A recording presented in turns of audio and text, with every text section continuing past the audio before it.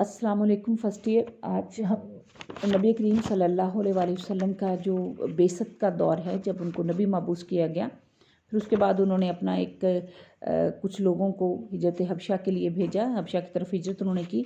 उसके बाद हमारा आज का जो टॉपिक है उसी हवाले से हज़रत हमज़ा का कबूल इस्लाम तब बैत उक़बा। हज़रत हमज़ा हज़रत अब्दुल मतलब के बेटे थे और नबी करीम सल्लल्लाहु अलैहि वसल्लम के चचा और रज़ाई भाई भी थे। आप नबूवत के 6ठे साल आपने इस्लाम कबूल किया और जंग ओहद में शहादत के बाद सैयदुश्शुहदा के लक़ब से अल्लाह ताला ने इनको सरफराज किया। एक दफ़ा नबी करीम सल्लल्लाहु अलैहि वसल्लम कोई सफ़ा के पास बैठे थे कि अबू जहल बिन हिशाम आया। उसने नबी सल्लल्लाहु अलैहि वसल्लम को तंग किया और आपको बुरा भला कहा, जिसके लिए नबी करीम सल्लल्लाहु अलैहि वसल्लम ने उनको कोई जवाब ना दिया। लेकिन जब इस चीज़ का ज़िक्र हज़रत हमज़ा के पास हुआ तो उनको इस चीज़ की बहुत ज़्यादा तकलीफ़ हुई और जनाब हमज़ा को बहुत गुस्सा आया। वो सीधे खाना काबा पहुँचे जहाँ अबू जहल मौजूद था। फिर उसके सर पर अपनी कमान मारी कि उसका सर फट गया और वो लहूलुहान हो गया।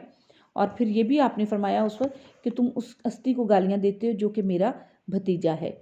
इसके बाद एक रोज़ हज़रत उमर अपने तलवार उठाए नबी करीम सल्लल्लाहु अलैहि वसल्लम को कहा यह जाता है कि कत्ल करने के इरादे से निकले थे। रास्ते में उनको नईम बिन अब्दुल्ला मिले जो मुसलमान हो चुके थे। वहाँ उनके जाने का सबब मालूम किया तो आपने उनका इरादा उन्होंने अपने इरादे का इजहार किया। अब्दुल्ला ने कहा कि ये दीन खुद तुम्हारे घर में दाखिल हो चुका है और तुम्हारे बहन और बहनोई इस्लाम ला चुके हैं। हज़रत उमर वहाँ से सीधे अपनी हमशीरा के घर पर गए। दरवाज़ा खटखटाया तो आपके बहन और बहनोई जो है वो कुरान पाक की तिलावत कर रहे थे। हज़रत उमर ने जब ये आवाज़ सुनी तो छुप कर बैठ गया और फिर उनकी बहन ने उठकर दरवाज़ा खोला। हज़रत उमर ने पूछा कि तुम क्या कर रही थी, तुमने अपना दीन क्यों बदल डाला? तो बहन की ये कहकर गुस्से और जोश में अपनी बहन को मारना शुरू किया, जिससे उनका खून बह गया। बहन का खून देखकर हज़रत उमर को बहुत अफसोस हुआ और वहाँ पर कुरान हकीम के कुछ वर्क पड़े हुए थे जिसको हज़रत उमर ने को पढ़ने की कोशिश की, लेकिन उनकी बहन ने कहा कि तुम नापाक हो, पहले गुस्ल करो फिर इस गुलाम को छू सकते हो। तो हज़रत उमर ने गुस्ल किया और सूरत तहा की तिलावत की तो लर्ज़ उठे और उसके बाद उन्होंने कलमा जो है वो पढ़ा और इस्लाम कबूल किया।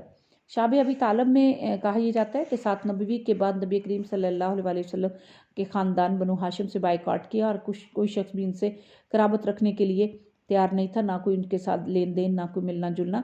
तो उसके बाद फिर आप वहाँ पर चले गए और अपने साथ आपके कबीले के बहुत सारे लोग भी थे जो कि भूखे और प्यासे जो थे उसी जगह पर मौजूद थे। आप तकरीबन वहाँ पर शाबे अबी तालब में महसूर रहे। उसके बाद फिर नबूवत का जब 10वां साल शुरू होता है तो नबी करीम सल्लल्लाहु अलैहि वसल्लम को उस साल 2 बड़े सदमे हुए। एक तो उनके चचा अबू तालिब जो थे वो दुनिया से रुखसत होकर, दूसरी आपकी रफ़ीक़ हयात हज़रत उम्मुल मोमिनीन हज़रत खदीजा तो थी वो इंतकाल कर गई। तो इस साल को नबी करीम सल्लल्लाहु अलैहि वसल्लम ने आमुल हुज़न यानी गम का साल कहा। और उसके बाद फिर शाबे अबी तालिब से वापसी पर मेराज का वाक़या पेश आया। नबी करीम सल्लल्लाहु अलैहि वसल्लम को ज़मीन व आसमान और जन्नत दोज़ख की सैर करवाई गई और ये वो फजीलत थी जो किसी और नबी को किसी और को नहीं हासिल हुई। मेराज ही में आप नबी करीम सल्लल्लाहु अलैहि वसल्लम को अल्लाह ताला ने 5 वक्त की नमाज का जो था तोहफ़ा दिया। ये 10 नबी माह रजब का वाक़या है। वाक़या मेराज नुसरत खुदाबंदी का शाकार है। कुरान पाक के 15वें पारे में इस वाक़े का जिक्र यूँ है कि पाक है वो जो ले गया एक रात अपने बंदे को मस्जिद हराम से दूर की मस्जिद तक, जिसके माहौल को इसने बरकत दी ताकि इसे अपनी कुछ निशानियों का मुशाहिदा करवा सकें। इसके बाद नबी करीम सल्लल्लाहु अलैहि वसल्लम जो हैं वो अपने एक जो उनके मुतबन्ना थे जिनको उन्होंने पालक बेटा बनाया था ज़ैद बिन हारिस, उनको लेकर ताइफ की तरफ रवाना हुए। रास्ते में कुछ लोगों ने नबी करीम सल्लल्लाहु अलैहि वसल्लम को तंग किया और परेशानी का जो है वो सबब बने। उनमें से एक शख्स ने नबी करीम सल्लल्लाहु अलैहि वसल्लम से कहा कि अगर मैं खाना काबा का गुलाफ टुकड़े टुकड़े कर डालूंगा तो तुम दूसरे का रसूल बनाकर भेजने के लिए क्या अल्लाह ने तुम्हारे सिवा कोई और नहीं मिला था जिस तरह कि तुम पर अल्लाह ने ये अपना जो है वो इनाम फरमाया। तो उन्होंने कुछ उबाशी लोग थे उनको आपके पीछे लगा दिया, बहुत सारा शोर गौगा किया, लेकिन अल्लाह के नबी जो थे वो उस वक्त भी अपने वो सारा जो उनके ऊपर लहूलुहान उनको किया गया, उनको ज़ख्मी किया गया, लेकिन आप खामोश रहे। और हज़रत जिब्राइल अलैहिस्सलाम ने जब कहा कि आप कहें तो इनके ऊपर ये जो है पहाड़ उलट दिया जाए, लेकिन आप नबी करीम सल्लल्लाहु अलैहि वसल्लम ने फरमाया कि ये नहीं, लेकिन के बाद में आने वाले लोग जो हैं वो इस लाजमी तौर पर अल्लाह और उसके रसूल का पैगाम जो है, अल्लाह की दावत जो है उसको कबूल करेंगे।